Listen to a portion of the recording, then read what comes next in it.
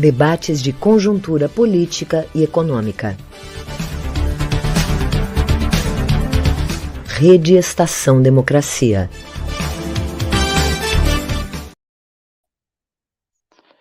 Boa noite a todas e todas. Estamos iniciando mais um debate de conjuntura econômica, realizado pelo Grupo de Conjuntura Econômica do Comitê em Defesa da Democracia e transmitido ao vivo pela Rede Estação Democracia e pelas parcerias a Rede Soberania, o Jornal Brasil de Fato RS, Jornal Já Porto Alegre, Jornal O Coletivo, Rádio Com Pelotas, Manaus, a Rádio Web, Passo de Torres TV, TV Caxias, Rádio Ferrabras FM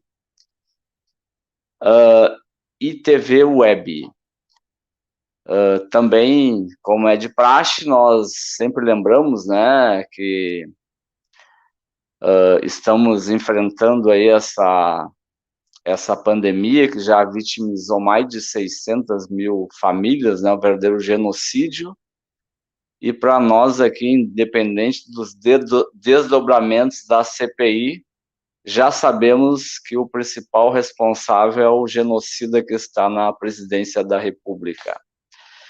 Então, nesta sexta-feira, o nosso tema é o furo do teto de gastos e a política fiscal do governo federal. Se a gente lembrar, né, desde 2016, uma série de reformas têm sido feitas, né, de cunho neoliberal, reforma trabalhista, reforma da Previdência e a política de estabelecimento de um teto, né, e todas elas foram criadas com o objetivo, segundo seus idealizadores, de criar um ambiente de negócios no Brasil onde a atividade econômica iria melhorar, né, o ambiente econômico melhoraria e os empresários aumentariam aí a oferta de serviços, a produção de mercadorias e teríamos um crescimento econômico como resultado dessas reformas neoliberais.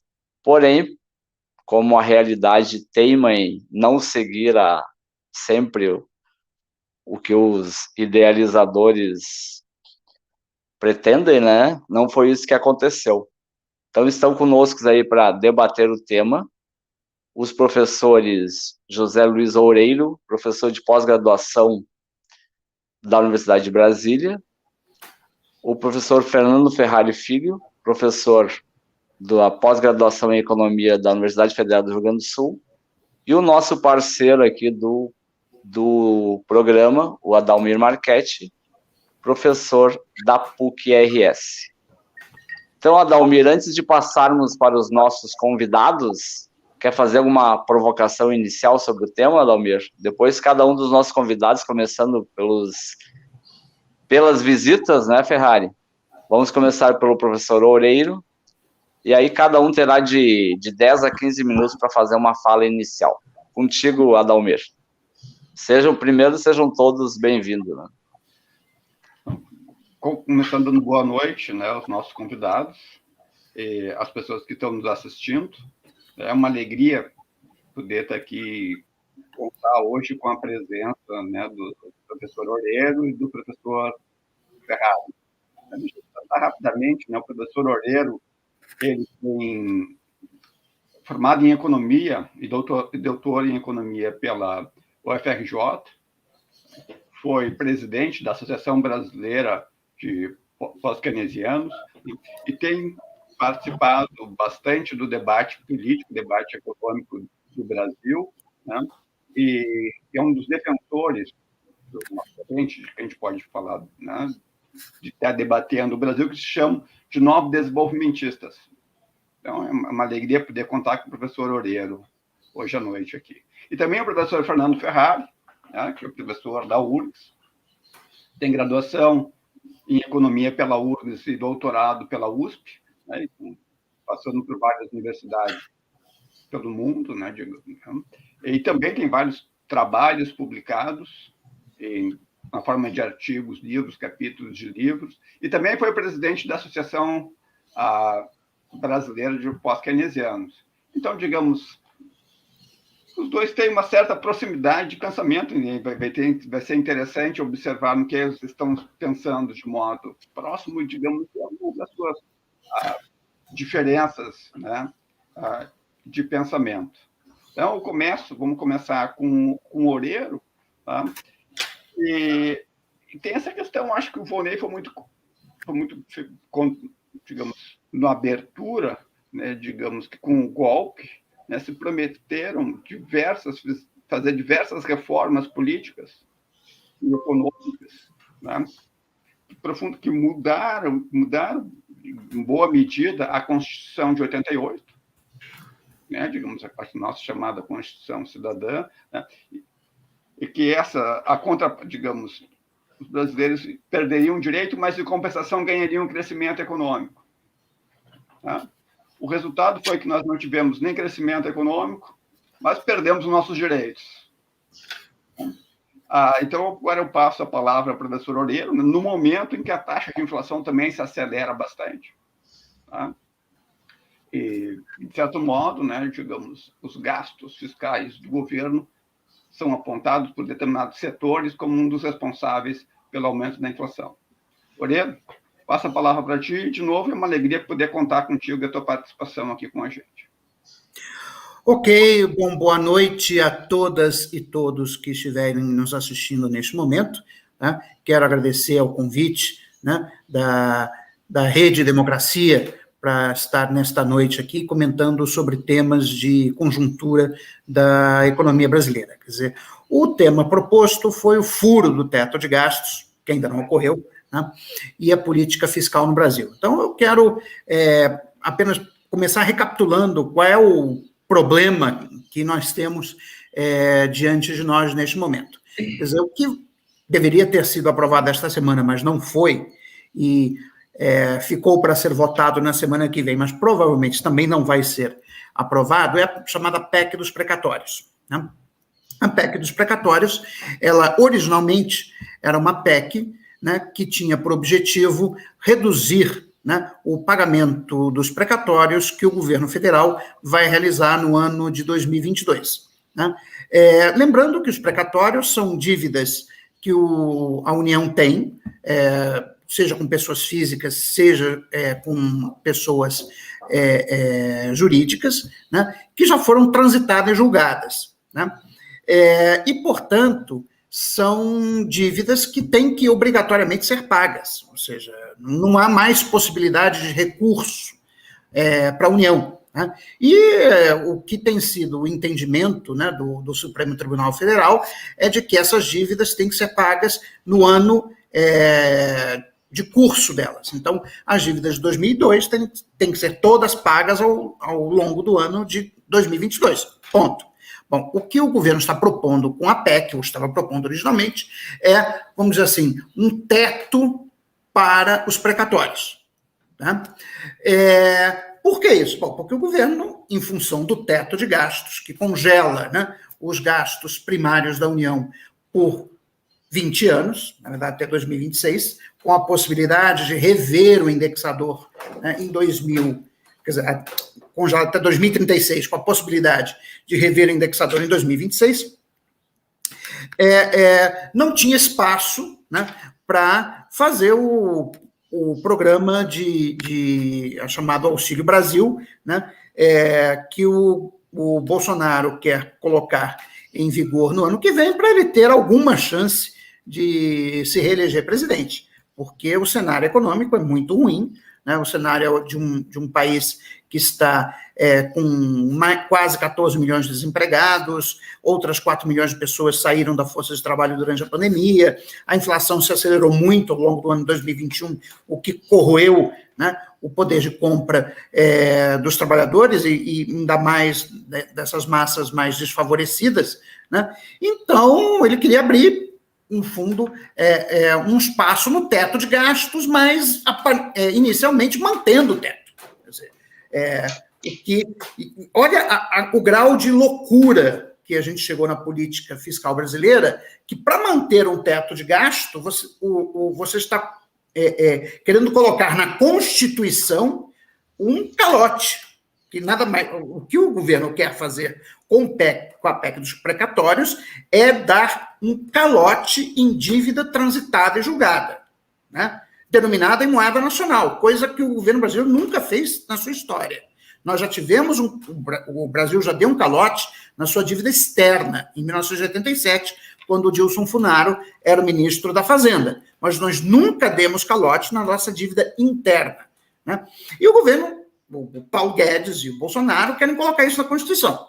Bom, mas aonde que entrou o furo do teto na história? O furo do teto entrou quando o Bolsonaro falou que queria um Auxílio Brasil para 2022 de R$400, né? Juntando isso com as emendas que os parlamentares querem, etc., aumento do fundo eleitoral, não cabia mais dentro do teto para 2022. Né? Então, qual foi a solução bestial, né, proposta pelo Paulo Guedes? Foi aquilo que eu chamei de teto de gasto endógeno, ou seja, quando você bate no teto, você eleva o teto, ou seja, eles estão na PEC dos precatórios, além de colocar na Constituição, né, isso é gravíssimo, né, dar um calote sobre dívida transitada e julgada, né, sobre a qual a União não tem mais nenhuma possibilidade de recorrer. Eles também agora querem mudar o mecanismo, né, de apuração do cálculo do teto, retroagindo até 2016. Quer dizer, que o que foi aprovado em 2016 foi que o reajuste anual do teto de gastos seria feito com base na inflação acumulada entre junho do ano T-2 e junho do ano T-1. Então, o teto de gastos em 2022 seria calculado com base na inflação medida pelo IPCA entre junho de 2020 e junho de 2022. Agora o governo quer fazer de janeiro a dezembro, né? Porque eles descobriram que fazendo isso consegue dar uma folga que alguns estimam entre 80, outros 90, tem gente até falando de 110 bilhões de reais no teto de gastos no ano que vem. Ou seja, vamos tomar esse caso mais extremo de 110 bilhões, seria mais do que suficiente para fazer o Auxílio Brasil, para pagar todos os deputados, senadores, com as emendas que eles quiserem, e ainda daria para o Bolsonaro gastar alguma coisa com investimento ano que vem, né? Bom, é lógico que se trata de uma motivação puramente eleitoreira, tá? Mas, por outro lado, mostra uma coisa que todos nós já sabíamos desde quando o teto de gastos foi promulgado, que ele é insustentável. E por uma razão muito simples. Você congela o total dos gastos primários, mas quando você olha as rubricas que compõem o gasto primário, tem uma lá que se chama gastos com previdência social. Mesmo depois da reforma da Previdência, os gastos com Previdência continuam crescendo 3% real ao ano e vão continuar crescendo a esse ritmo ainda durante muitos anos. Ora, se os gastos com Previdência estão crescendo 3% ao ano e se o gasto total está comprimido, está congelado em termos reais, é evidente que, na medida que o gasto de Previdência cresce, o resto vai sendo esmagado, né? Então, o que nós fizemos até agora foi usar o investimento público como variável de ajuste, né? E daí o baixo crescimento da economia brasileira. Quer dizer, hoje o investimento público não é suficiente sequer para repor a depreciação da infraestrutura pública. Ou seja, o estoque de infraestrutura do Brasil está diminuindo de tamanho ano a ano, porque você não consegue nem repor, né, o capital que se deprecia, né? Bom, mas aí o Bolsonaro foi confrontado com a realidade nua e crua dos fatos, com aquilo que o chanceler Otto von Bismarck chamaria de Realpolitik, né? E percebeu que ele tinha que dar um jeito de gastar mais ano que vem, porque senão ele não corre o risco nem de chegar no segundo turno, né? Já que as tentativas golpistas, né, que ele fez agora recentemente, 7 de setembro, não deram em nada, ele viu que ou ele ganha com base nas urnas ou tchau, tá fora. Né? Então, ele simplesmente falou para o Guedes, olha, me arruma um jeito de romper o teto de gastos.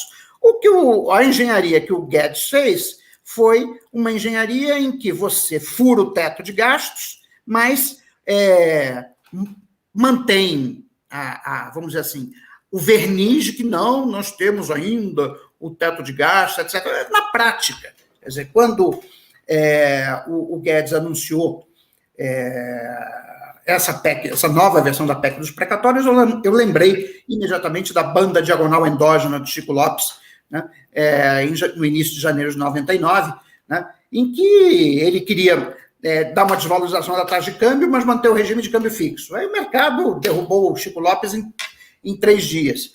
Aí, o que o Guedes está propondo é exatamente a mesma coisa. Quer dizer, no fundo, a gente, ao invés de chamar de PEC dos precatórios, pode chamar de PEC da hipocrisia. Tá? Porque, no fundo, ela acaba com o teto de gastos. Além de acabar com o teto de gastos, que isso eu não teria muito problema, ela institucionaliza um calote nos compromissos do governo, na dívida do governo. Precatório é dívida. Então, você está dando um calote, quero deixar isso bem claro aqui. O governo do Bolsonaro, apoiado pelo liberal de Chicago, Paulo Guedes, está propondo um calote na dívida pública. O que eles acham que vai acontecer? É óbvio que o mercado vai precificar isso, vai aumentar o prêmio de risco sobre a emissão de títulos da dívida pública brasileira e a taxa de juros dos títulos públicos vai aumentar, ou seja, vai aumentar o custo de carregamento da dívida. E, no final das contas, vai ficar mais caro ainda para o governo brasileiro essa bobagem, né, que é da PEC dos precatórios. Bom, porém, ao que tudo indica, os deputados vão ter um mínimo enfim, não sei se esperteza, sabedoria ou o que quer que seja, né, mas eles não vão aprovar a PEC ano que vem. Desculpe, não vão aprovar a PEC semana que vem.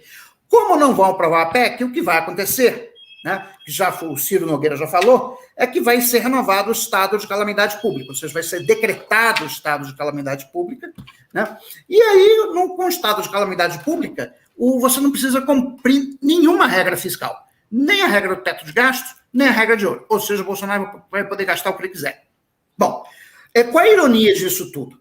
É que nós, economistas da oposição, tá? Inclusive eu faço parte do Grupo Direito Já, que é um fórum multipartidário, né, em defesa da democracia, tínhamos dito, ano passado, que o governo precisava renovar o estado de calamidade pública para poder enfrentar a crise do coronavírus. Mas o governo, né, talvez baseado no tal do modelo epidemiológico da Secretaria de Política Econômica, comandada pelo senhor Adolfo Sachida, simplesmente achou que a probabilidade de uma segunda onda de Covid era muito baixa e não renovaram o estado de calamidade pública.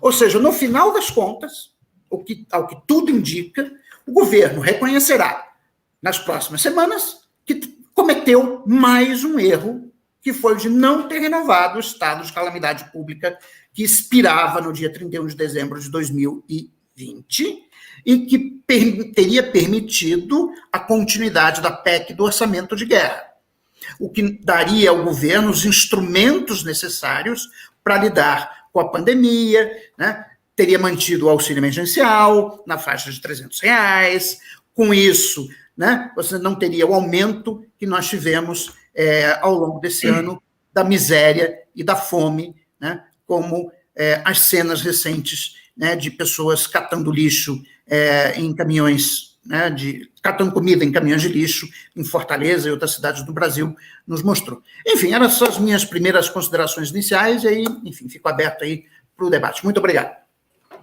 Nós te agradecemos, Oreiro. Nós passamos a palavra ao professor Ferrari para fazer a sua manifestação e depois abrimos ao debate. Adalmir, antes de passar para o Ferrari, eu só vou atualizar aqui as nossas parcerias aqui, elas a cada semana aumentam mais, tá?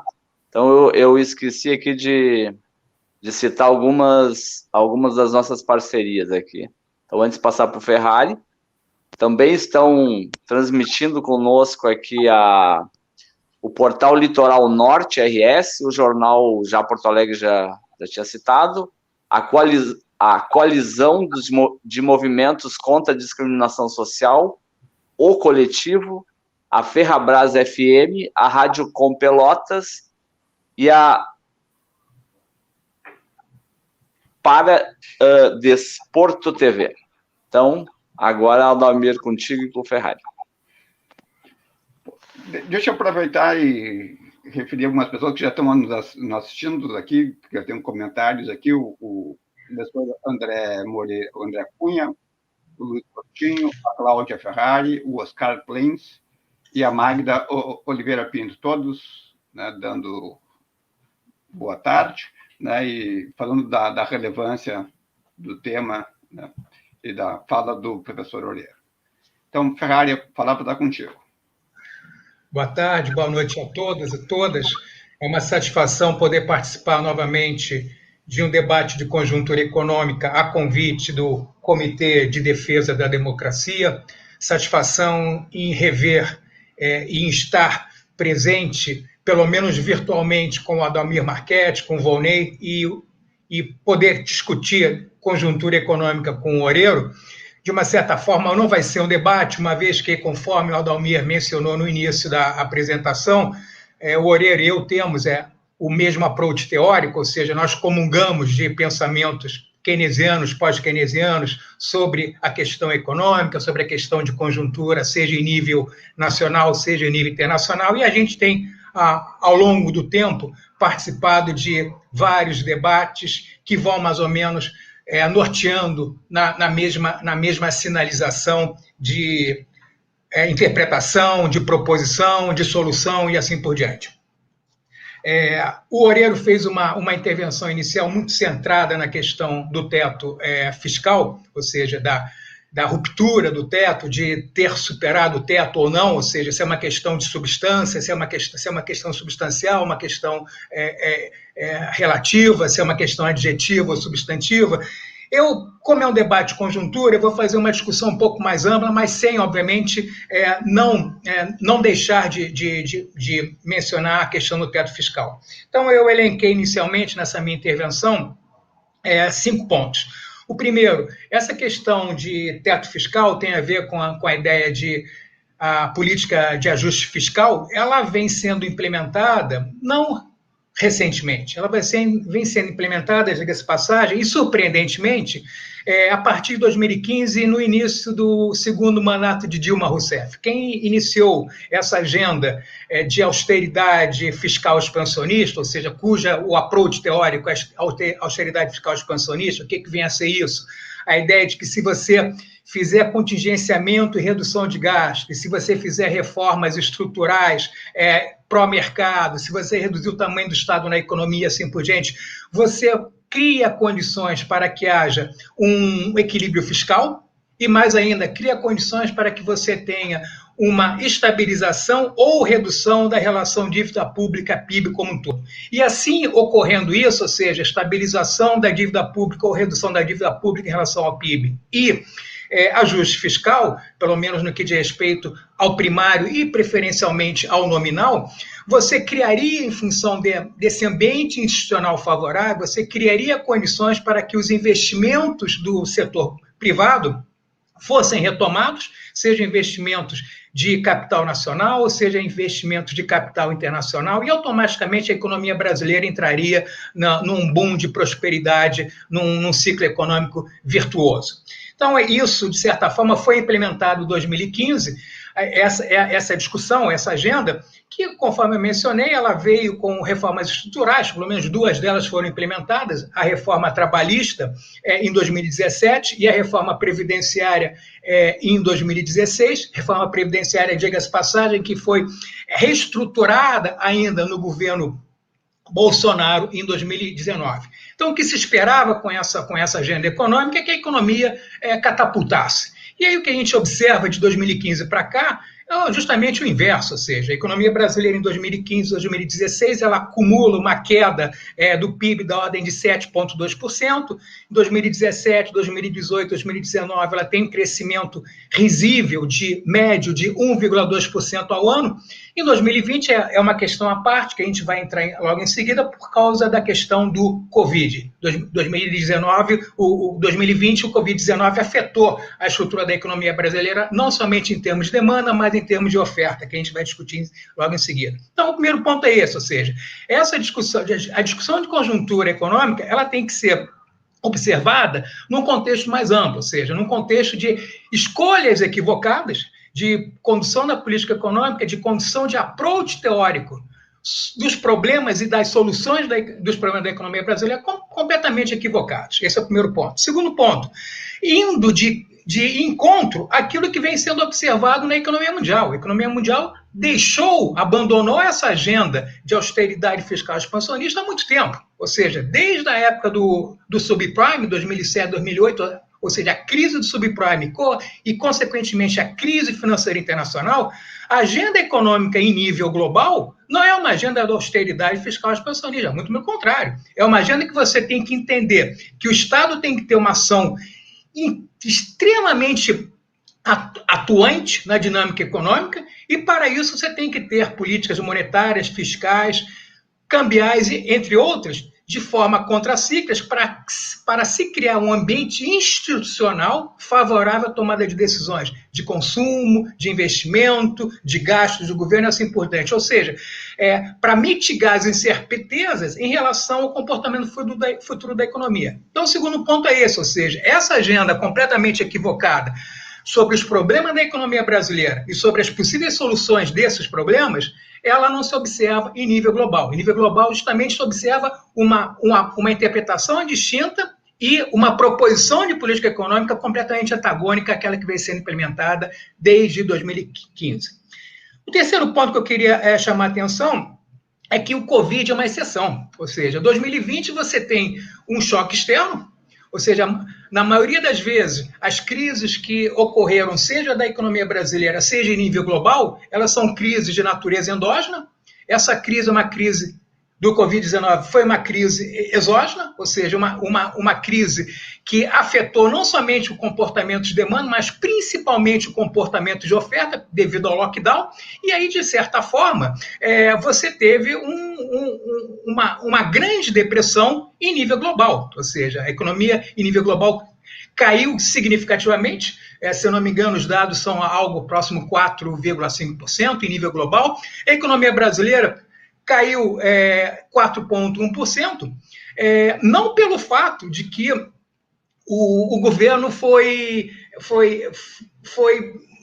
tentou articular políticas econômicas no primeiro momento, que o governo, de repente, entendeu a dramaticidade da situação, não. O governo foi obrigado a mudar os rumos da política econômica, seja pelo fato de que o Congresso Nacional o pressionou, seja pelo fato de que o Supremo Tribunal Federal também o pressionou. Então, a agenda econômica, ela foi literalmente a agenda econômica original de austeridade fiscal expansionista, de reformas estruturais e de agenda pró-mercado, pró-reformas liberais, ela foi momentaneamente deixada de lado em função de pressões, sejam do jurídico, seja do legislativo. E aí, em função disso, e importante chamar a atenção que, independentemente de Bolsonaro, no início da pandemia, ter sido negacionista, ter negligenciado o impacto do Covid e assim por diante, a agenda econômica do Guedes insistia, Guedes e seus participantes do Ministério da Fazenda insistiam na agenda das reformas estruturais, reformas liberais, para fazer com que o Brasil não sofresse uma crise econômica advinda do impacto do Covid-19. Em função disso, foram implementadas políticas contracíclicas, felizmente, sejam de natureza fiscais, sejam de natureza monetária, sejam de natureza sociais, que consubstanciaram-se em cerca de 8% do PIB, ou seja, o governo investiu, não é gasto, investiu cerca de 8% do PIB em políticas contracíclicas para mitigar o impacto do Covid-19 sobre a economia brasileira. Se não fossem essas medidas, a economia brasileira teria caído em 2020 aquilo que o Fundo Monetário Internacional prognosticava em agosto do ano passado, cerca de 9 pontos percentuais. Graças a essa agenda que foi negligenciada, foi deixada, graças ao fato da agenda neoliberal ter sido deixada de lado e momentaneamente o governo resolveu alterar os rumos da política econômica, você, felizmente, teve uma queda do PIB de não dá para se dizer somente, mas comparativamente aos 9 pontos percentuais inicialmente previstos pelo Fundo Monetário Internacional, somente, mas tivemos uma queda de 4 pontos % do PIB em função de políticas econômicas contracíclicas.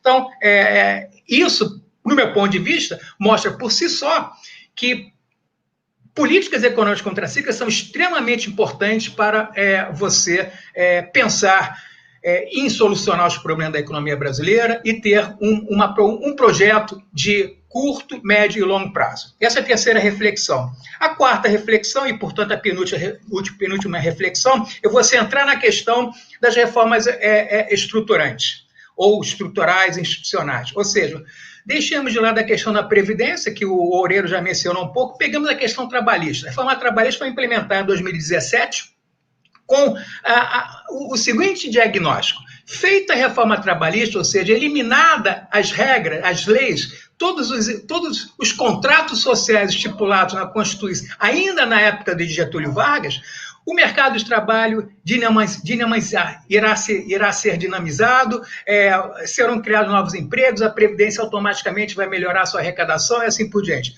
O que se observa de lá para cá é justamente o contrário. De novo, mesmo que nós esqueçamos 2020, porque é uma crise de natureza não somente de demanda, mas principalmente de oferta, se nós esquecermos 2020, a gente percebe o seguinte: entre 2017 e início de 2020, portanto, antes da crise do Covid-19, o mercado de trabalho teve o seguinte comportamento: nós tínhamos entre desempregados, em 2017, entre desempregados, desalentados, informais e precarizados, nós tínhamos cerca de 40% da população economicamente ativa.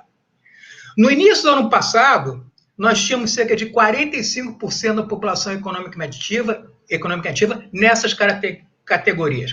Hoje, o desemprego foi divulgado recentemente, a taxa de desemprego no trimestre junho, julho e agosto, ela arrefeceu para 13,2%, mas ainda uma taxa de desemprego extremamente elevada. Você juntar informais, desempregados, desalento e os precarizados, nós temos cerca de 50% da população economicamente ativa. Portanto, a reforma trabalhista não criou um ambiente favorável para que haja demanda por trabalho, ou seja, para que os empresários contratem a mão de obra. E, portanto, o desemprego e as informalidades, os desalentos e assim por diante, não foram reduzidos, muitíssimo pelo contrato, tá claro? Pelo contrário.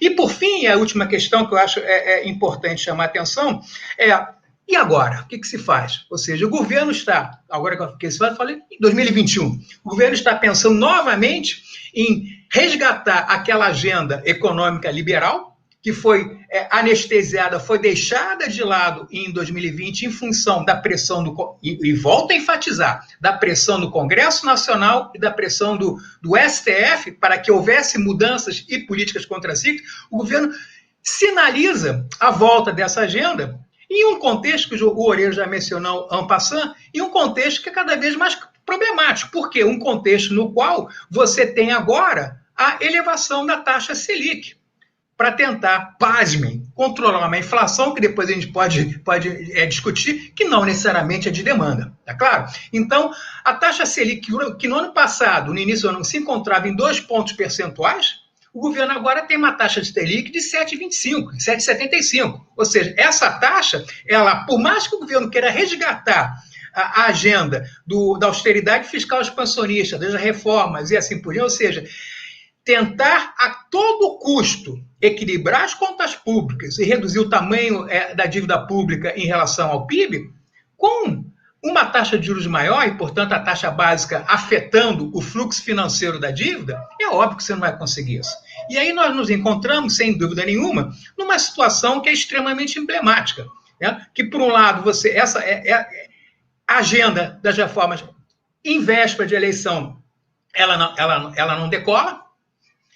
E, por outro lado, conforme o Oreiro mencionou, visando a possibilidade da reeleição, você entra numa política populista de tentar, a qualquer custo, ampliar programas sociais, expandir os programas sociais, como se tivesse espaço fiscal para isso.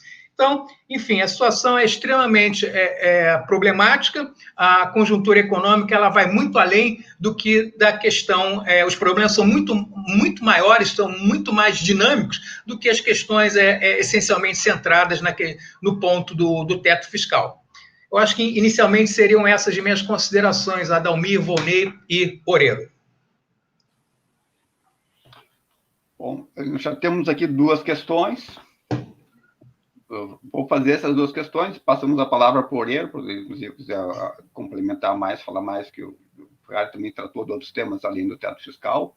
Né? Nós temos uma pergunta aqui, uma questão do Oscar Plentes, que pergunta, né, digamos, como pode um Banco Central errar em mais de 100% o valor da inflação, que está sob sua responsabilidade de ficar impune? Né? Uma pergunta do professor Gentil Corazza, que sempre nos acompanha aqui, pergunta, por que as projeções e perspectivas para a economia brasileira são tão pessimistas? O que vai ocorrer de diferente do que vem ocorrendo nesse ano? Quais são as perspectivas, um pouquinho já, do ano que vem, um ano eleitoral? Adalmir, antes de passar para o professor Oreiro, eu também gostaria de fazer uma questão. Esse modelo de teto de gastos, tá? Existe algum parâmetro internacional igual ao do Brasil? Porque eu lembro que no período que se adotou, alguns economistas falaram que não existia um precedente de um modelo como este adotado no Brasil, né? Então, seria Professor Oreiro. Uma inovação brasileira.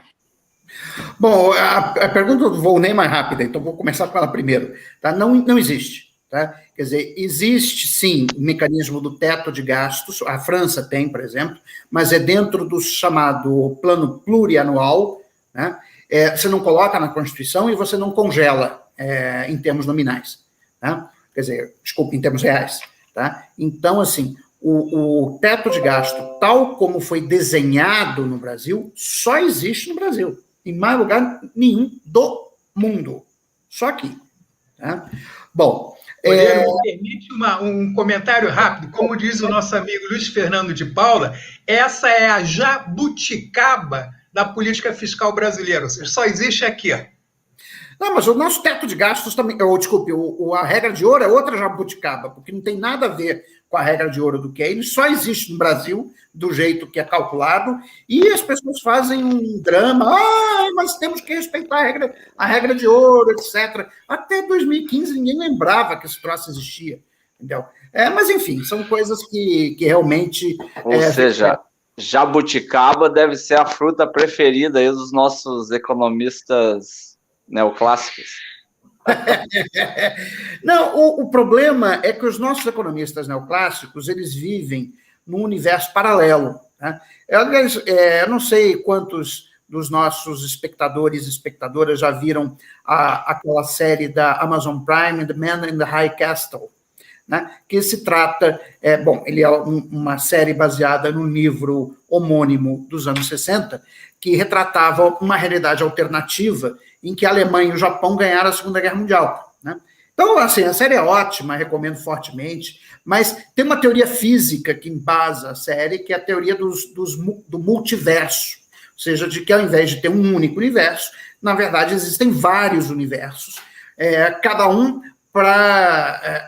originado a partir de alguma decisão crucial no sentido de Chaco, né? Então, no caso, esse universo do The Man High Castle ocorreu porque houve uma tentativa, a gente sabe, de assassinato do presidente Franklin Roosevelt antes dele assumir a presidência dos Estados Unidos em 1933, só que não foi bem sucedida, né? Mas a história do The Man High Castle nesse universo paralelo foi bem sucedido e aí a Alemanha ganhou a Segunda Guerra Mundial. Esse é o resumo da história. Então, os nossos economistas neoclássicos aqui no Brasil, eles estão no universo do The Man in the High Castle, porque eles sequer conseguem acompanhar o debate de política macroeconômica que se faz no primeiro mundo. Mas isso não é de agora. Esse debate sobre a necessidade de você aumentar o investimento público, principalmente com vistas à descarbonização da economia, já é feito na Europa há uns 3, 4 anos, antes da Covid.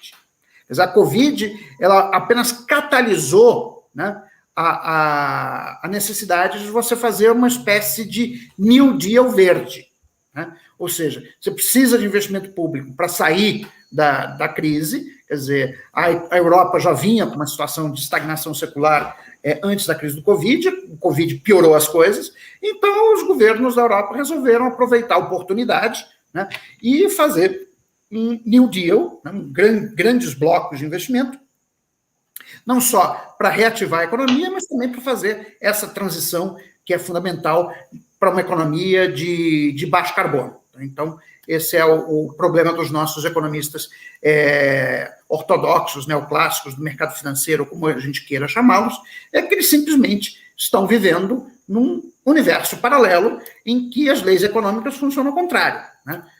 Defender teto de gasto, como eu falei recentemente, é o equivalente hoje a você defender o padrão ouro. É tão ridículo e estúpido quanto. Né? Bom, agora vamos às perguntas. O Oscar Plentes pergunta: como pode um Banco Central errar em mais de 100% o valor da inflação que está sob sua responsabilidade? Aqui a gente tem que chamar atenção para o seguinte fato. A elevação da inflação é um fenômeno mundial. Tá? A inflação acumulada em 12 meses na Alemanha está em 4,8%. Tá? Nos Estados Unidos também está em 5%, ou seja, em vários países do mundo a inflação está subindo. Isso é decorrência ainda da crise do Covid-19. A crise do Covid-19 desorganizou as cadeias, né, de valor, né, ao longo de todo o mundo. Isso está produzindo problemas de gargalos, né, de fornecimento de insumos. Né? Isso, por um lado, está aumentando, né, o preço dos insumos. Por outro lado, teve um artigo também muito interessante daquele que ganhou o Prêmio Nobel de Economia, esqueci o nome dele, é de Cambridge. Daqui a um pouco, saiu essa semana no Valor, né? Que dizendo o seguinte: olha, o preço, a elevação do preço do petróleo, que a gente está verificando hoje, ela veio para ficar. Né? Ela foi o resultado do fato de que vários investimentos não foram feitos na produção de novos campos de petróleo desde 2014, né? Por conta de que as empresas petrolíferas já sabem que o petróleo está com os dias contados, né? Que tem que ser feita uma transição para uma matriz energética que não seja baseada... o Amartya Sen, agora lembrei, foi o Amartya Sen que escreveu esse artigo, saiu no Valor Econômico desta semana, traduzido. Né? E elas não fizeram esses investimentos, então a oferta não cresceu, só que do lado da demanda, né? Quer dizer, até houve uma queda temporária da demanda por petróleo em 2020 por conta do Covid, mas o fato é que o mundo avançou muito pouco em termos de fontes alternativas aos combustíveis fósseis. Então, quando houve a retomada, né, do nível de atividade econômica nos Estados Unidos, na China e na Europa, no início do ano 2021, o preço do petróleo disparou. Tá? Então, esse é um fenômeno mais ou menos mundial. Tá? Bom, agora, aqui no Brasil, ele tem as suas idiosincrasias, que eu chamo de custo Bolsonaro. Tá? Ou seja, a inflação no Brasil subiu muito. Tá? Agora, podia ter subido menos. Né?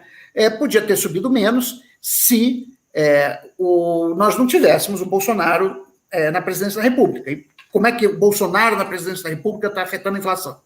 Bom, o Bolsonaro é um fator que causa aversão dos investidores internacionais a aplicações denominadas em reais. E por que ele causa aversão? Primeiro, por uma política ambiental completamente desastrosa, né?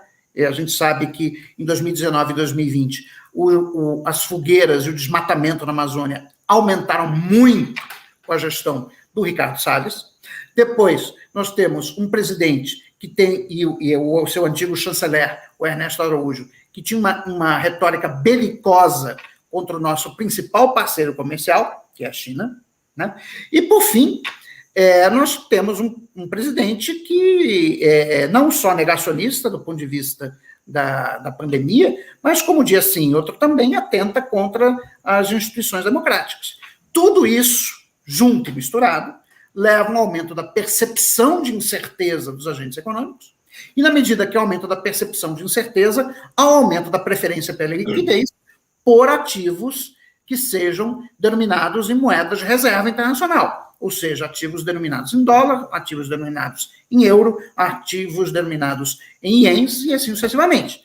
Portanto, nós tivemos saída de capitais no Brasil ano passado, que continua ocorrendo agora, no ano 2021, o que produziu uma desvalorização de mais de 40% da taxa de câmbio.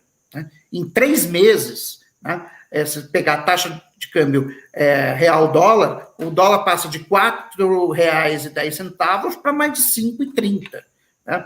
E agora ele está aí em torno de 5,60, 5,70, e, ao que tudo indica, vai continuar por esse patamar, o que significa que o dólar médio de 2021 vai ser maior do que o dólar médio de 2020, e, portanto, nós vamos ter mais pass-through do câmbio para os preços. Além disso, tem a política de preços da Petrobras, que é um desastre completo.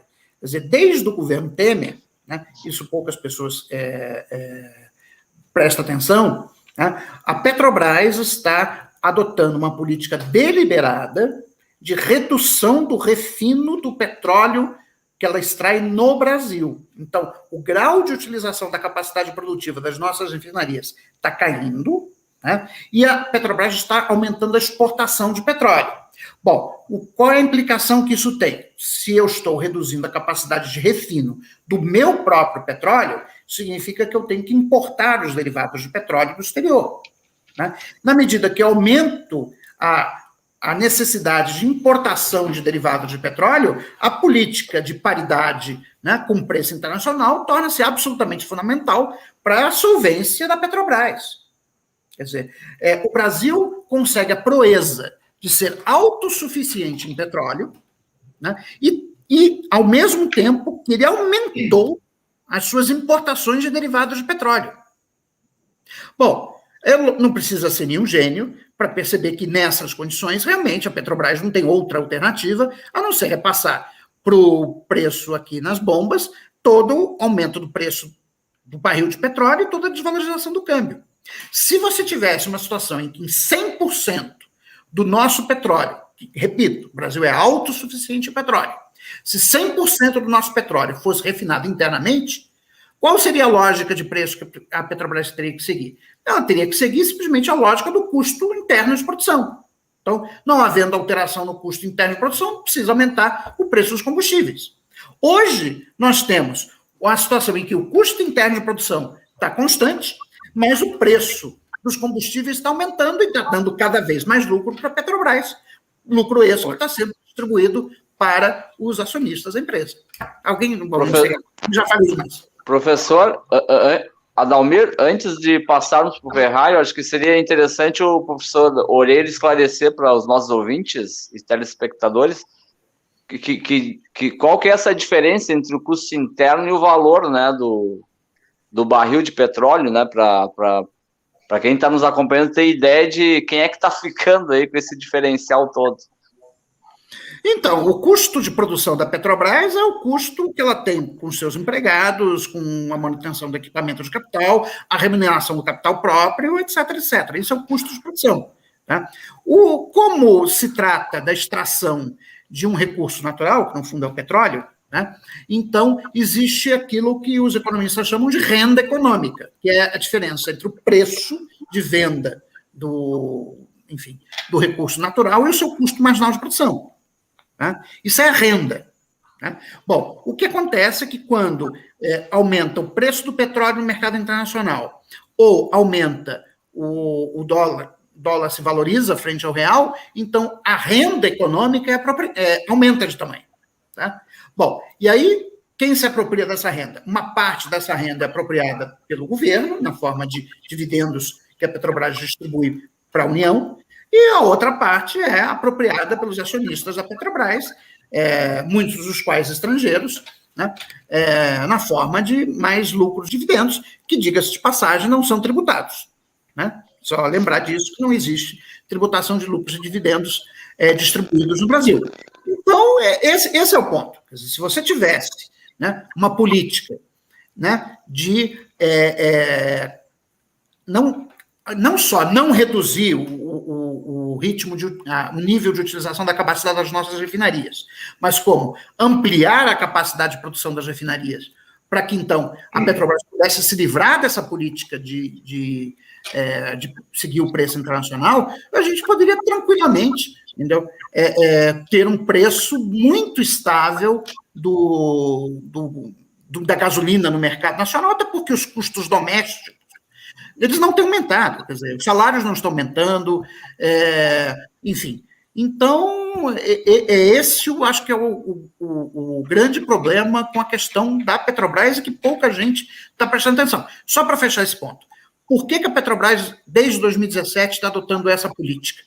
Para fazer a alienação de ativos. Quer dizer, a chamada política de desinvestimento da Petrobras, no fundo, é uma política de venda de refinarias. Né? Então, as refinarias, ao ficarem ociosas, o que acontece com elas? Ficam menos lucrativas. Aí você diz, elas dão pouco dinheiro para a Petrobras, portanto, a gente tem que transferir para o setor privado. Né? Então, realmente, é uma política absurda enfim, e está nos levando a essa situação que nós estamos aqui. Bom, antes de passar a palavra para o professor Ferrari, né, acho que tem uma questão importante para a gente colocar. Né, nós também não podemos pensar que os nossos economistas conservadores digamos, eles não conhecem economia. Então, eles conhecem economia, mas eles fazem, digamos, economia para beneficiar o sistema financeiro. Né, os interesses de quem a política econômica está beneficiando. Né? E como o Loureiro bem chamou a atenção, a própria política de preços da Petrobras, né? E a política que é sendo executada na Petrobras, ela também tem uma medida, né, como objetivo defender os interesses, não do Brasil, ou da sociedade brasileira, mas defender os interesses, né, do setor financeiro, ou das grandes finanças. Então, esse é um papel importante, né, digamos. Né? Um dos grandes importadores, né, de gasolina no Brasil é a Raízen, está comprando vários, né, digamos, ativos da Petrobras, mas a Raízen hoje, a sócia da Raízen é essa. Então, digamos, né, falando de Raízen, vocês leiam junto essa. Tá? Então, agora eu passo a palavra para o professor Ferrari. Ferrari... Oi? Oi? Pode perguntar, Ferrari. Pode falar. Adalmir, antes de entrar especificamente nas questões que foram encaminhadas, principalmente a questão do Gentil, uma satisfação grande tê-lo novamente de forma virtual conosco. É sempre um prazer escutá-lo ou ler nesse exato momento a questão que ele nos traz. Deixe-me fazer um comentário especificamente em relação ao que você acabou de dizer, Adalmir. Felizmente, economia ou ciência econômica não é uma ciência exata, é uma ciência social. E por ser uma ciência social, obviamente, você tem tribos de economistas que são diferenciados. Você tem os economistas heterodoxos, você tem os economistas ortodoxos, para generalizar. Se nós quisermos especificar, você tem os monetaristas, tem os pós-keynesianos, tem os schumpeterianos, assim por diante. Felizmente, nós somos uma ciência social e, portanto, nós temos as nossas adversidades. Todavia, eu diria fundamentalmente o seguinte, os economistas heterodoxos, e aí generalizando qualquer que seja, o economista heterodoxo, o schumpeteriano, o marxista, o pós-keynesiano, assim por diante, eles são mais realistas, eles não são hipotéticos, eles são mais programáticos, digamos assim, em relação ao mundo que nós observamos. Diferentemente dos economistas convencionais ou ortodoxos, que eles são abstratos, eles vivem no mundo metafísico, eles vivem no mundo da Terra quadrada, não redonda. Claro, então, por isso que você tem essa complexidade, essa diferenciação de interlocução, inclusive. A interlocução entre os agentes diferenciados, ela se torna complexa no Brasil por causa disso, porque você discute a ciência econômica, pelo menos um lado dos economistas que discute a ciência econômica de uma forma ideológica. Essa discussão entre mainstream e não mainstream, entre ortodoxo e heterodoxo, você não encontra em lugar nenhum do mundo. Você não encontra nos Estados Unidos, você não encontra na Europa. Os monetaristas, os novos clássicos norte-americanos, eles são civilizados. Claro, então eu acho importante deixar claro essa questão. 3 pontos específicos e depois uma questão mais geral, indo ao encontro do questionamento do Gentil. Ferrari, eu só vou interromper um pouquinho. Nós teremos que fazer um pequeno intervalo de 1 minuto a 7 horas, tá? Porque uma das nossas parceiras, ela encerra a programação às 7, aí temos um pequeno intervalinho às 7 e a gente retoma em seguidinha. Então, quando faltar alguns segundos para 7 horas, eu vou ter que cortá-lo, mas aí a gente retoma em seguida, tá? Ok. Então, a primeira questão em relação à inflação, né? O Oreiro mencionou, ou seja, a inflação hoje é em nível global, não é uma exclusividade da economia brasileira, mas na economia brasileira você tem um recrudescimento do processo inflacionário por 3 aspectos que o Oreiro mencionou en passant. Primeiro, alimentos e bebidas no IPCA, ele perfaz 25% do custo total, ou seja, da ponderação total. E você tem alimentos e bebidas, que foram os segmentos que mais cresceram a demanda que mais cresceu durante o período de Covid. As pessoas estavam em casa, estavam trabalhando em casa, estavam evitando sair nas ruas, obviamente que a demanda por esses alimentos cresceram substancialmente. E representa 25% do IPCA. Segundo item que cresceu substancialmente, ou seja, a gasolina. E a gasolina e os combustíveis, o diesel, afetam fundamentalmente o segundo grupo do IPCA, que pesa 18 pontos percentuais, que é transporte e comunicação. E o terceiro item, que pesa substancialmente, também cresceu acima da média da inflação nos 12 meses, habitação. Habitação, grosso modo, você tem gás, energia elétrica e assim por diante. Então, a inflação brasileira, hoje, anualizada, tendo como referência setembro, em torno de 10,25, ou no ano acumulado até agosto, até setembro, 6,9, você tem um componente de custo, que é o custo do petróleo, que é o custo da energia elétrica, que é um comportamento de demanda por um item específico, e você tem uma desvalorização do dólar que foi acentuada. Se nós pegarmos o comportamento do dólar há um ano, ou seja, em final de outubro do ano passado, o dólar se encontrava em 4,95. Hoje o dólar se encontra em torno de 5,6. Ou seja, você tem uma desvalorização de quase 20% em um ano. Então, esses fatores acabam afetando a dinâmica inflacionária. E aí, para concluir, antes de chegarmos ao anúncio, Volney, se você tem uma inflação que dos 9 itens do IPCA, somente 3 itens se tiveram um recrudescimento de preço em função de alguns produtos específicos, não faz o mínimo sentido você elevar a Selic de 2 pontos percentuais, como se encontrava no ano passado, para 7,75. O custo financeiro disso é muito alto para você ter o ajuste fiscal, e a questão que se observa é que, conforme mencionou Adalmir, obviamente a banca, ou seja, o sistema financeiro estava completamente inconformado com Selic a 2% ao ano. Ou seja, pera lá, você tem que aumentar a Selic para a minha tesouraria de caixa. Hoje os bancos não preferem liquidez, não emprestam para correr risco de ter um default. Para a tesouraria do sistema financeiro crescer, eu tenho que ter remuneração atrativa. Portanto, eu tenho que elevar a Selic. Volney, vou ficar por aqui para você fazer o break e eu volto depois com as minhas 2 considerações pontuais e tento responder a questão do Gentil Corazza. Agradecemos a participação dos telespectadores da TV Caxias e fazemos um breve intervalo. Eu acho que as coisas estão melhorando. Devagarzinho, a gente está vencendo essa guerra. Nossa, é bom demais, né? Ver que as coisas estão voltando ao normal. Mas a gente sabe que não é hora de bobear. Pensar que tudo está resolvido é o maior perigo. A campanha da vacinação precisa continuar. Todo mundo precisa tomar as 2 doses. E também seguir com todos os cuidados. Usar máscara. Usar álcool em gel. Lavar as mãos com água e sabão. Manter o distanciamento social. Aí sim a gente vai conseguir controlar esse vírus. Voltar a conviver e ter esperança no futuro. Vamos juntos. Falta pouco. Aguenta aí que vamos conseguir. E a gente vai voltar a sorrir.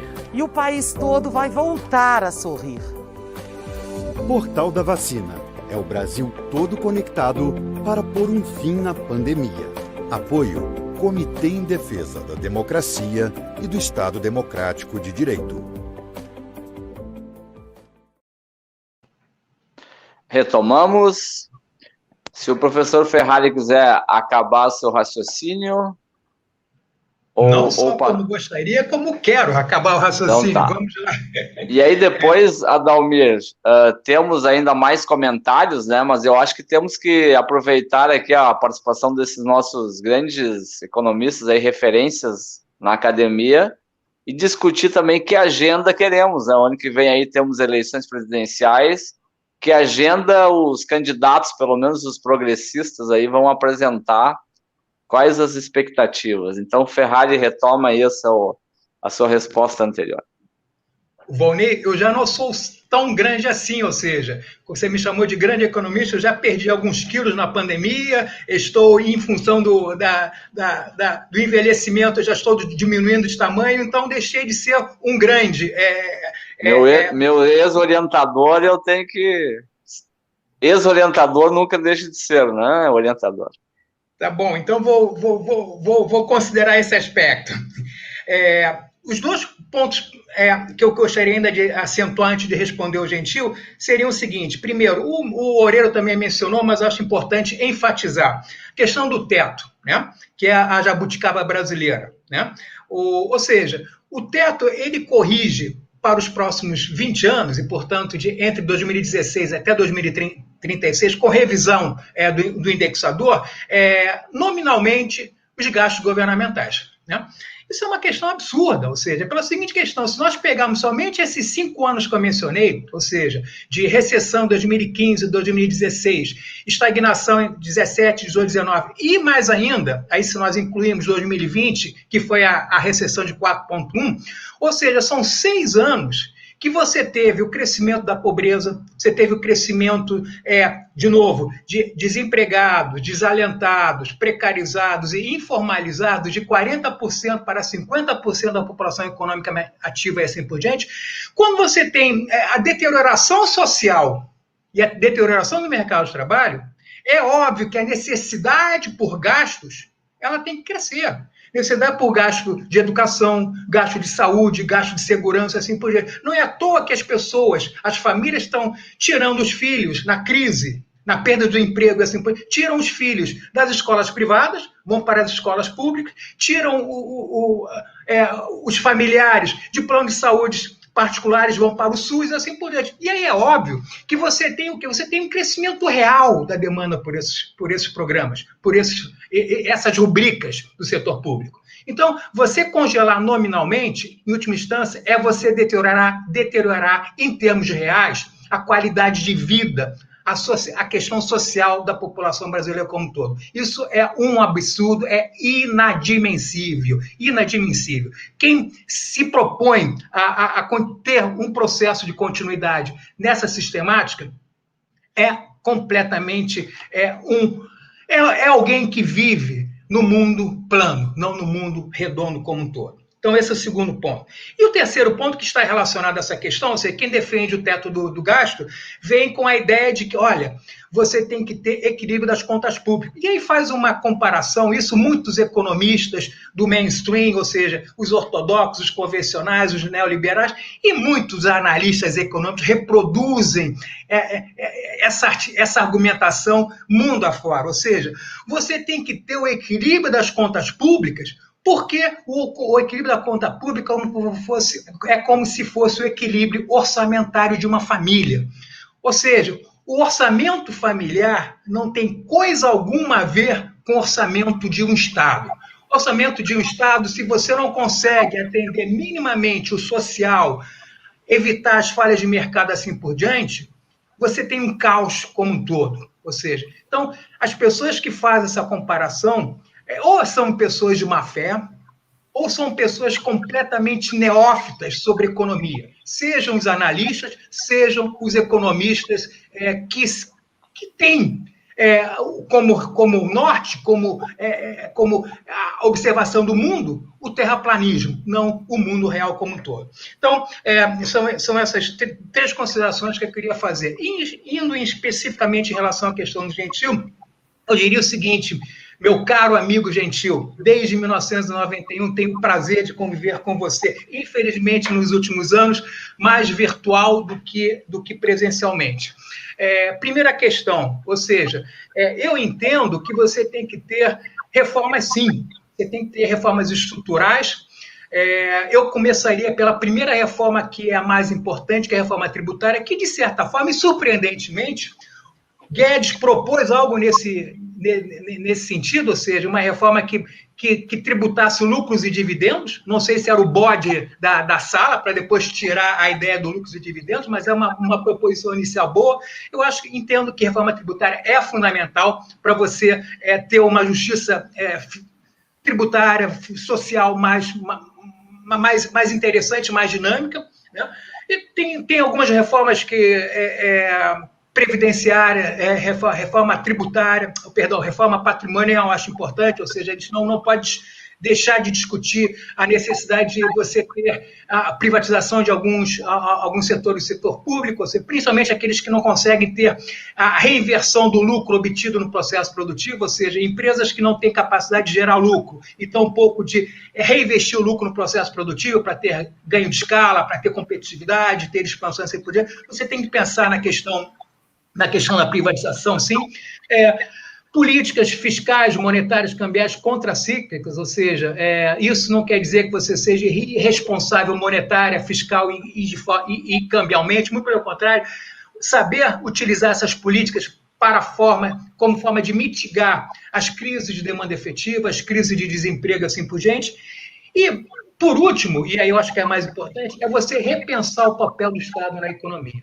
O Estado é fundamental, o Estado não pode ser negligenciado enquanto estabilizador da economia, enquanto mitigador dos desequilíbrios e as falhas de mercado da economia, enquanto indutor do processo produtivo, ou seja, sinalizador para a criação de um ambiente institucional favorável à tomada de decisão dos agentes privados.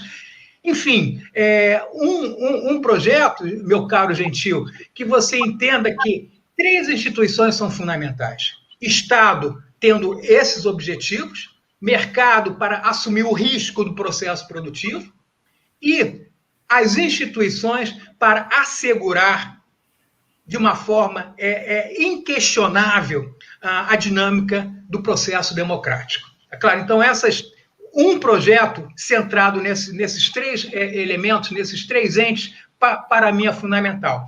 E espero que nós possamos construir, Gentil, e a oposição há muito tempo, não de uma forma tão dinâmica, mas pelo menos implicitamente, vem tentando articular isso para 2022. Espero que a gente consiga ter um projeto claro, transparente nessas linhas em 2022 e esse projeto possa ser vitorioso nas eleições do ano que vem, para que em 2023 tenhamos não o mundo do terraplanismo, né, mas o mundo real. Tá. Bom, deixa eu fazer uma pequena colocação e passar a palavra para o Oriano. Nas tuas colocações, tem uma questão que eu discordo fortemente, tá? Mas não vamos entrar em ponto aqui. O que eu acho que o Estado brasileiro, na verdade, tem que criar um novo conjunto de empresas estatais para fazer frente, né, a um novo projeto de desenvolvimento. Evidentemente que tem que ser um conjunto de empresas estatais voltada para a realidade que nós estamos vivendo no mundo atual. Não pode ser um conjunto de estatais que nós fundamos na década de 50, tem que ser um conjunto de novas estatais voltado para o século XXI. Então, vou colocar agora, pedir para o Oriero fazer comentários, digamos, justamente a questão que eu ia fazer, o Ferrari já é justamente, digamos, qual seria com o governo progressista, né? E qual reforma fiscal com o governo progressista, né? deve trazer no debate com a sociedade brasileira? Bom, Adalmir, a primeira coisa que a gente tem que fazer é derrotar o Bolsonaro, tá? Isso não está dado. Quero lembrar, saiu pesquisa agora do Poder 360, as intenções de voto do Bolsonaro voltaram a subir. Tá? Então, não está, a derrota dele não está dada, ele vai ter, se pela PEC dos precatórios ou se pela questão do estado de calamidade pública, ele vai estar com a caneta bastante cheia ano que vem. Tá? Então, a gente não pode subestimar o Bolsonaro. Nós o subestimamos em 2018, ele foi eleito presidente, certo? Então, acho que a primeira coisa que nós temos que discutir é como nós vamos derrotar o Bolsonaro. Ou seja, a discussão política relevante neste momento crucial da história do país é entre civilização e barbárie, não é entre direita e esquerda. Essa é a minha visão, ok? Bom, agora, uma vez que a gente tenha derrotado o Bolsonaro, espero que Deus que realmente a gente consiga se livrar desse sujeito e mandá-lo, né, para dar uma voltinha lá em Haia, né, ficar sentado no banquinho dos réus do Tribunal Penal Internacional de Haia, né, realmente a gente tem que ter uma discussão sobre qual é o país, qual é a nação que nós queremos. Tá? Quer dizer, esse projeto liberal, né, que foi inaugurado com Collor, foi continuado com Fernando Henrique, o Lula mais ou menos tentou, mas não sei o que, tal, e depois voltou com a força toda com Temer e com Bolsonaro. Quer dizer, esse projeto está condenando o país à estagnação econômica.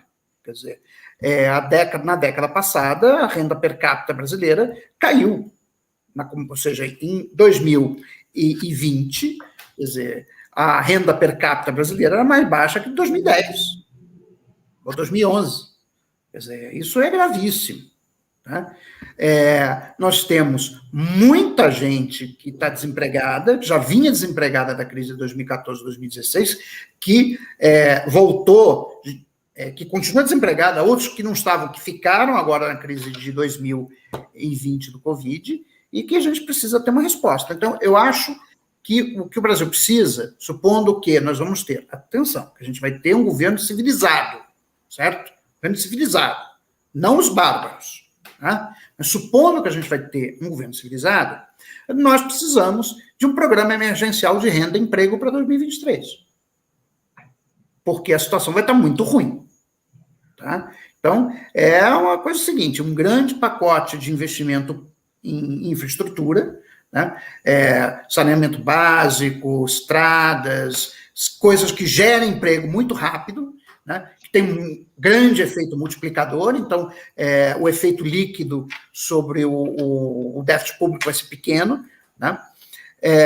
Isso a gente tem que, eu acho que isso é meio que consenso, assim, eu acho que seria o mínimo para que os candidatos da civilização, mas nem do movimento progressista, os candidatos à civilização, todo mundo acordasse isso.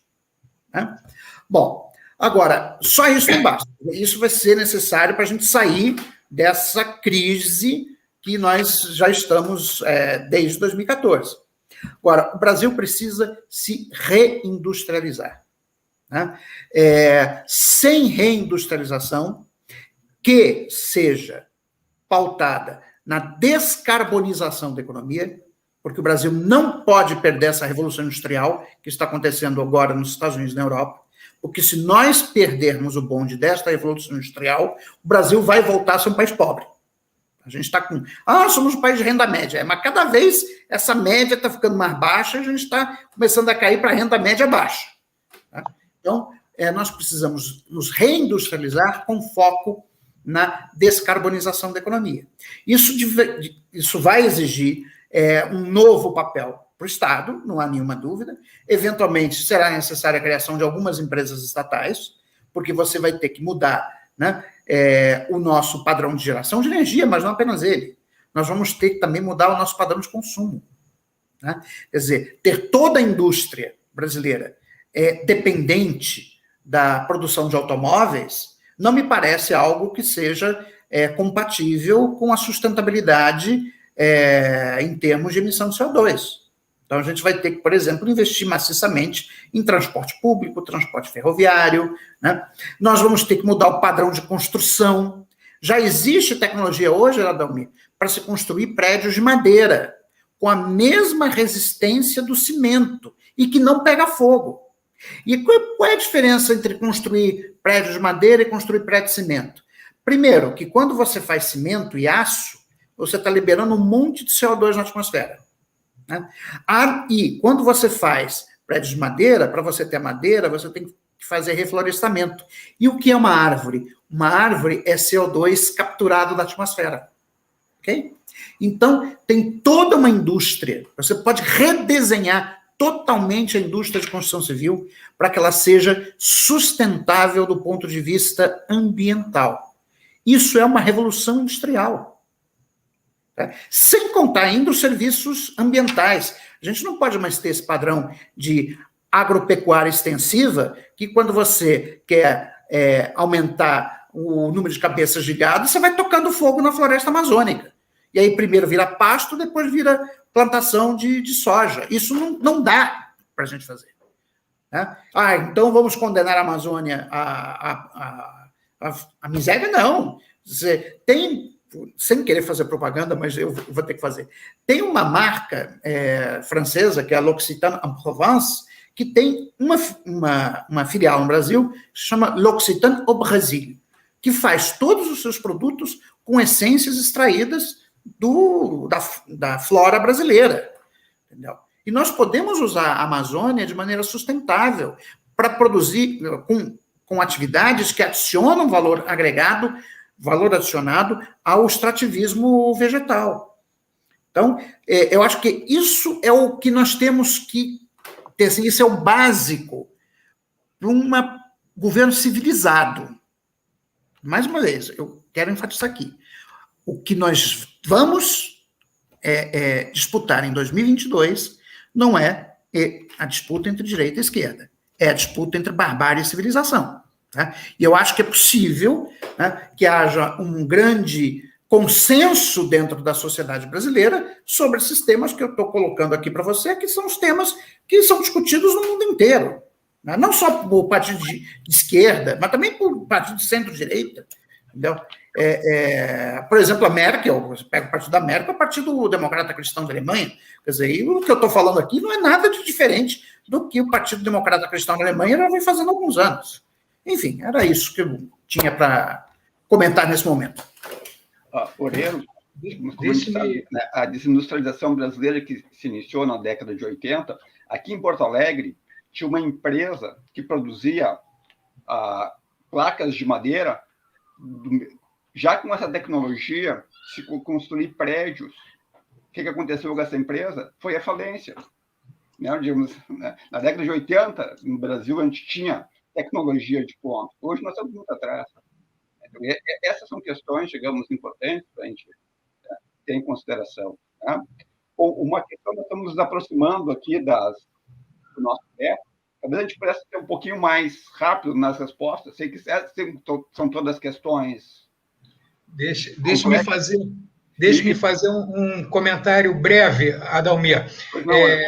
Felizmente, a sua intervenção, logo após a minha participação no segundo bloco, ela foi pertinente, porque deixa claro que existe também um debate entre os economistas heterodoxos, ou seja, e uma das discussões que você nos trouxe é essa, ou seja, que ao invés de pensar na possibilidade de ter uma reforma patrimonial ou privatização em alguns setores, você tem que ter uma estatização desses mesmos setores. Né?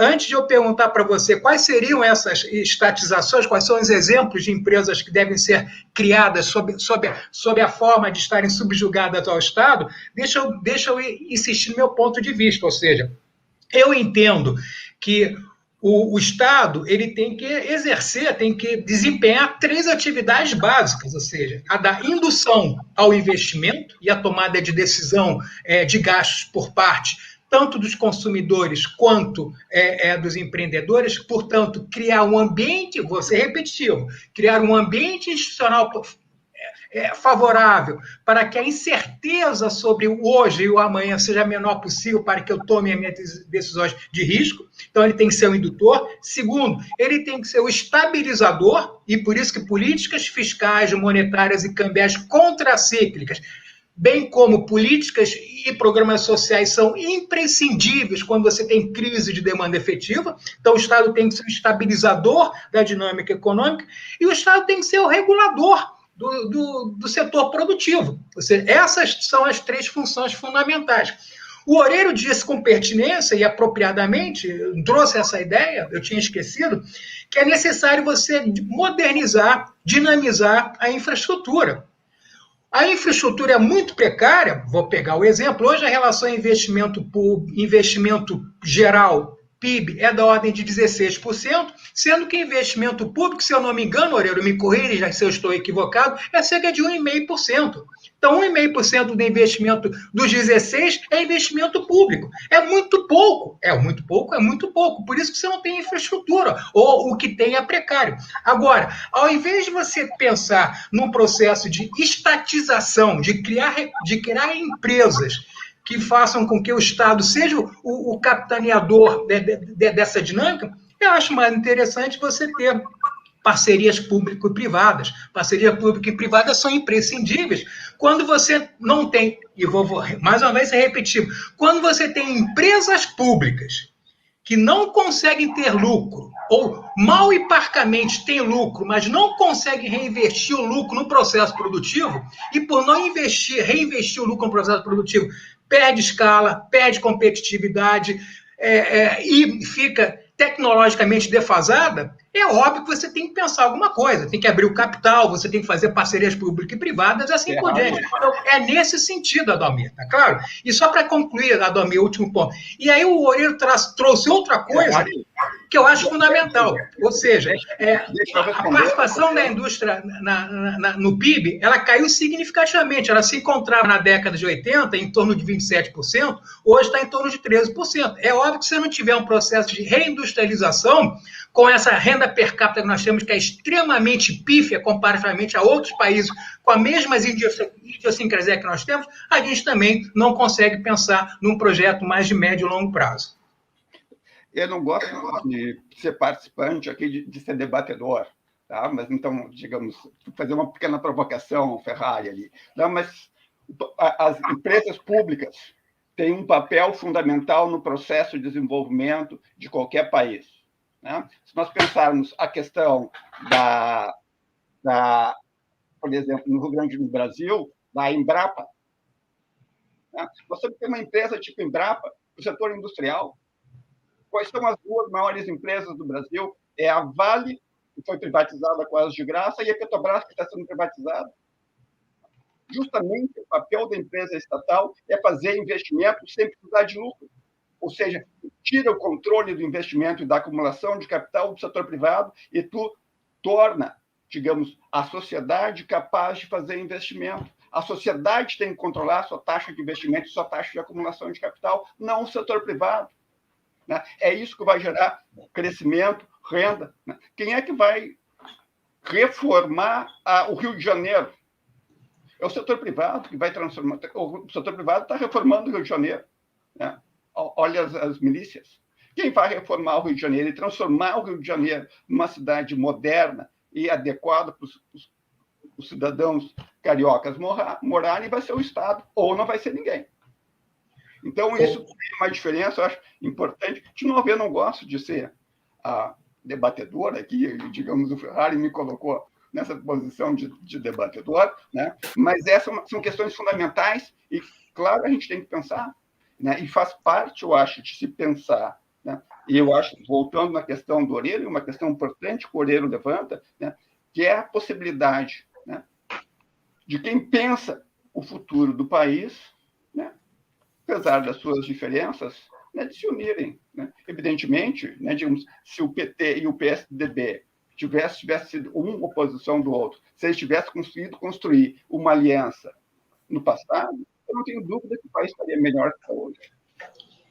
Deixe-me Adalmir, fazer o contraponto novamente, Adalmir. Em primeiro lugar, eu, em momento algum, defendi privatização. Ou seja, e se a gente quer discutir a questão da forma patrimonial, a privatização, você tem que pontuar. Ou seja, a Embrapa que você trouxe, a empresa é uma empresa de pesquisa e tecnologia. Ela não é uma empresa que atua no setor de bens e serviços, tá claro? Assim, é completamente distinta. Agora, se você tem uma empresa de energia elétrica que seja eminentemente pública e não tem capacidade de gerar lucro, ou que, caso gere lucro, ela não consegue reinvestir o lucro no processo produtivo para se expandir, para ganhar mercado, para ter ganho de escala e assim por diante, você tem que pensar, sim, na possibilidade de abrir o capital dessa empresa. É um ponto de vista meu, ou seja, tá claro? Eu não estou querendo convencer ninguém, mas eu acho que quando eu digo reforma patrimonial em alguns segmentos e parcerias públicas e privadas, é nesse aspecto. É óbvio que empresas públicas bem-sucedidas, você trouxe, felizmente, a Embrapa, o agronegócio hoje é o que é, graças à Embrapa, todo mundo sabe disso, só não sabe, ou só não quer ver os próprios setores do agronegócio, os que participam do setor de agronegócio, é claro, isso é outra coisa. Então, investimento público, investimentos como nós temos em empresas que criam, têm pesquisa, têm tecnologia, contribuem, é uma coisa. Agora, empresas que não têm, e termino para quê? Empresas que não têm capacidade de expandir a oferta pública de bens e serviços, tais como algumas de energia elétrica, você tem que pensar seriamente em abrir o capital. Eu penso assim, pelo menos. Adalmir, antes de passar, Adalmir, temos aqui alguns comentários, eu vou ler uns 3 comentários aqui, aí eu te passo aí um minutinho, e aí depois uns 3 minutos para cada um dos nossos painelistas para as considerações finais, que já estamos chegando no nosso teto aqui. Tá? Temos aqui o professor André Cunha, da URGS, excelente debate, parabéns aos colegas e organizadores. O Mário Madureira, do Comitê de Defesa da Democracia, professor Oureiro, entende que a prioridade é derrotar o genocida, que medidas devem ser defendidas pela oposição com vistas a derrotá-lo na eleição, ou acredita que será afastado por impeachment. Aqui temos também o Luiz Portinho, que é da Paradesporto TV, que está também aqui na nossa rede. Aqui a Magda Oliveira Pinto, eu acho que essa aqui ainda não foi feita, né, Adalmir? Professor Ferrari, infelizmente, tem alguns economistas que defendem o papel do Estado na gestão do gasto público, exatamente na mesma linha de cálculo operacional da gestão privada. Então, Adalmir, vou te passar um minutinho aí para mais uma provocação final, e depois passamos aí para os nossos convidados, 3 minutos para cada um. Talvez esse tema, né, do papel das empresas públicas seja um bom tema para a gente fazer um debate aqui no futuro. E o professor Ferrari certamente vai estar convidado para participar desse debate. Né? De novo, digamos, eu fico me segurando aqui para não participar do debate. Mas... Não, aqui ninguém se segura, aqui não tem censura. Não, mas hoje o comentário que o Ponei fez, né, a gente tem que ter empresa pública para as empresas públicas fazerem justamente diferente do que as empresas privadas fazem. E com isso, eu passo a palavra para o Oureiro, que ficou assistindo o nosso e dando risada. Então, professor Oureiro, 3 minutinhos aí para as suas considerações finais. Bom, eu vou responder a pergunta da Maria Madureira. Eu não acho que o Bolsonaro vai ser afastado por impeachment, quer dizer, isso já passou o timing. Tá? Agora, o que a oposição tem que fazer é, primeiro, parar de brigar entre ela. Tá? Essas brigas entre o PT e o PDT não ajudam ninguém, não vai levar a lugar nenhum. Tá? E eu acho que a oposição tem que focar na economia. A economia com o governo Bolsonaro foi um desastre. Você tem que focar, primeiro assunto economia, segundo assunto economia, terceiro assunto economia. Se ficar com essa história, de que não sei quem falou que o gibi, o super-homem é gay, não sei o quê, olha, esse assunto é a praia do Bolsonaro. Se a gente ficar discutindo isso, ele vai ganhar de novo. Tá? Tem que discutir renda e emprego. É isso que tem que discutir. O resto é bobagem. Ou, pelo menos, é o território do inimigo. Ok? Bom, Isso posto, também quero dar meu pitaco nessa controvérsia aí do Marchetti com o Ferrari. Ferrari, assim, eu não entendo o teu argumento de que a empresa pública que não der lucro e não tiver capacidade de investimento tem que ser privatizada. Ué, se ela não dá lucro, por que o setor privado vai querer comprar? É o mesmo argumento que estão usando para privatizar os Correios.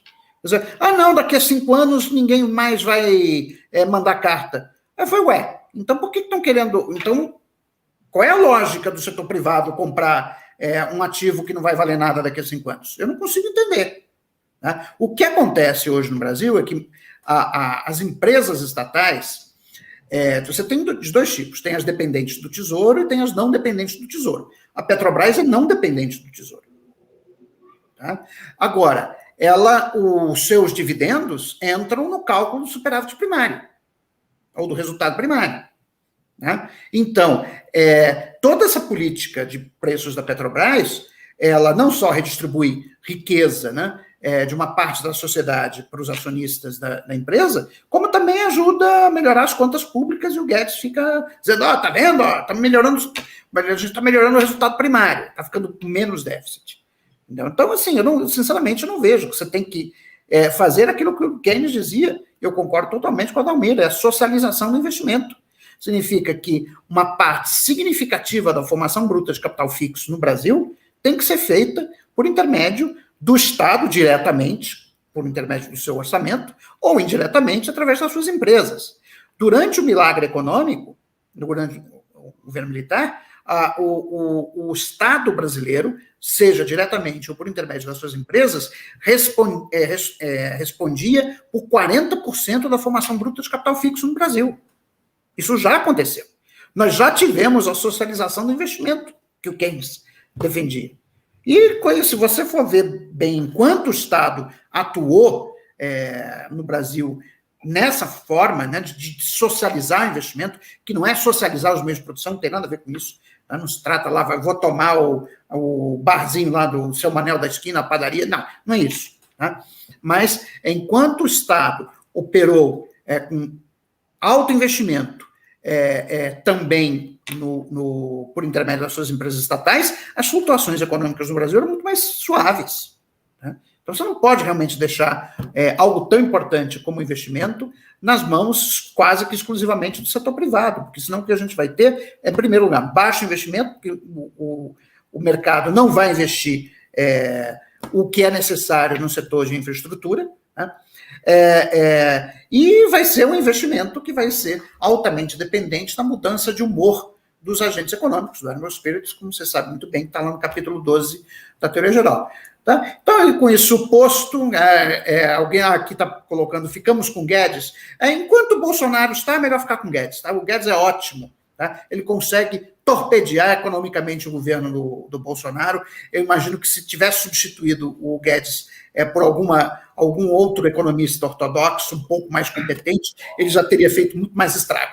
Mas o Guedes é ótimo. O Guedes não entrega nada. Tá? Então, viva Guedes, fica até o final com Bozo e saiam ambos no dia 31 de dezembro de 2022, se Deus quiser. Obrigado, boa noite.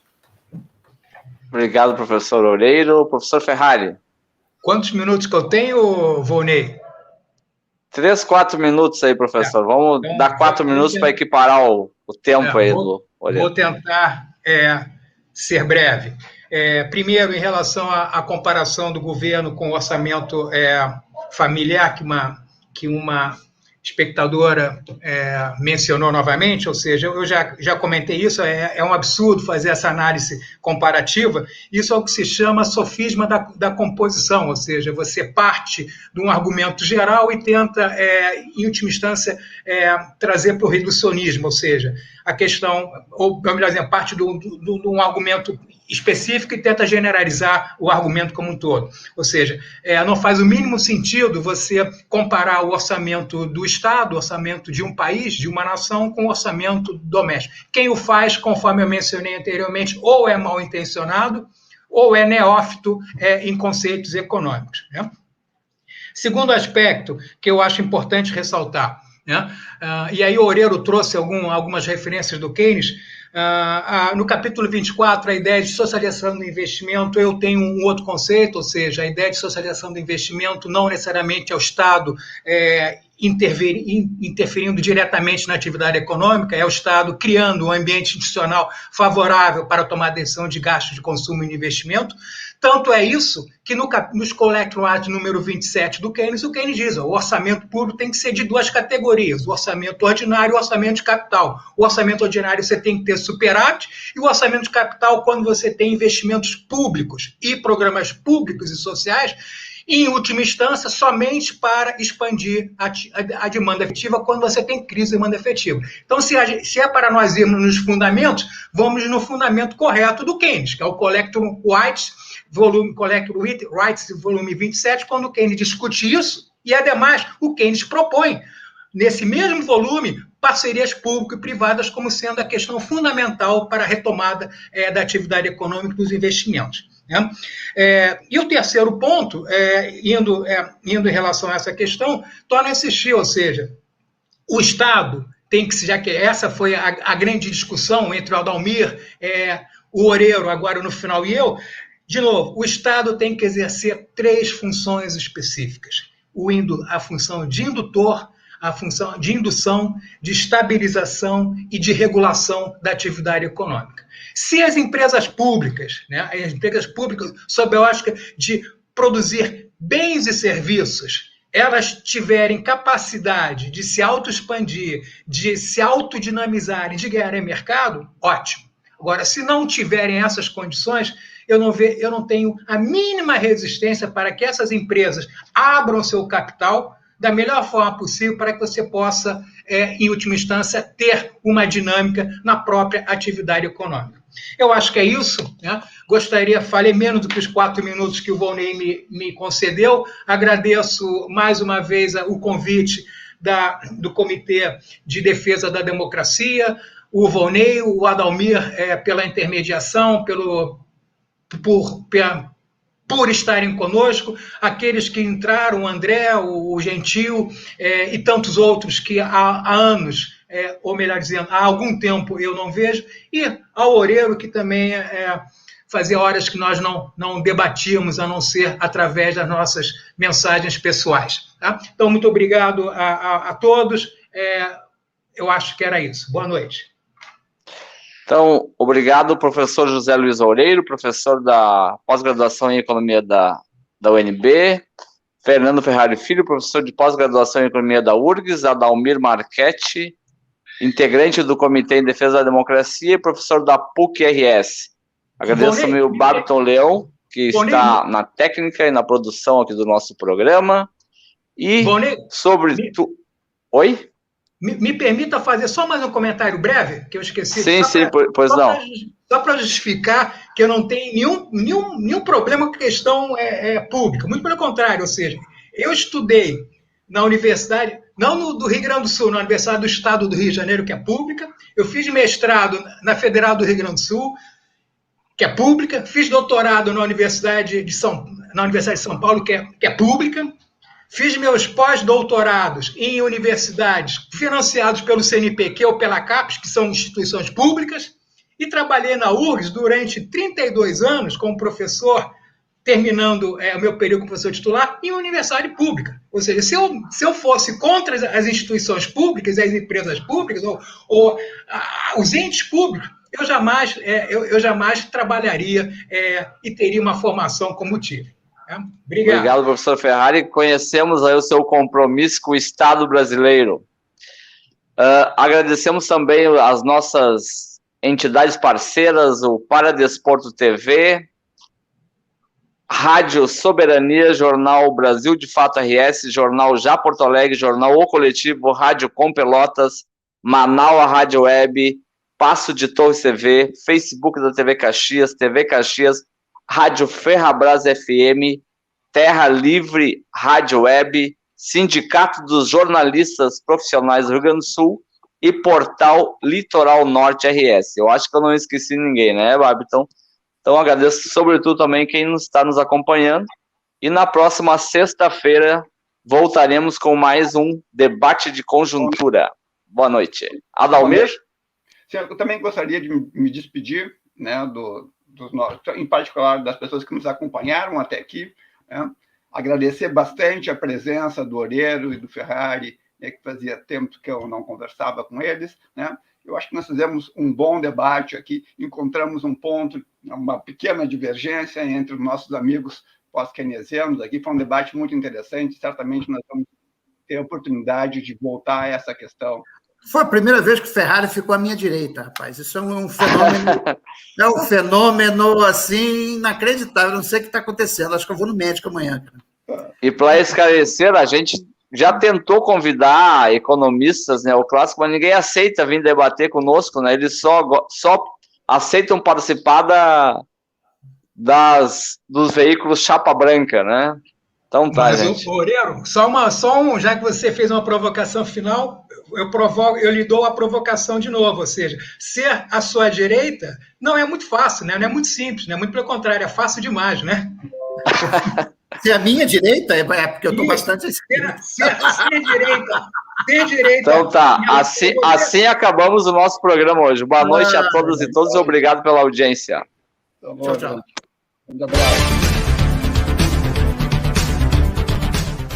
Debates de conjuntura política e econômica.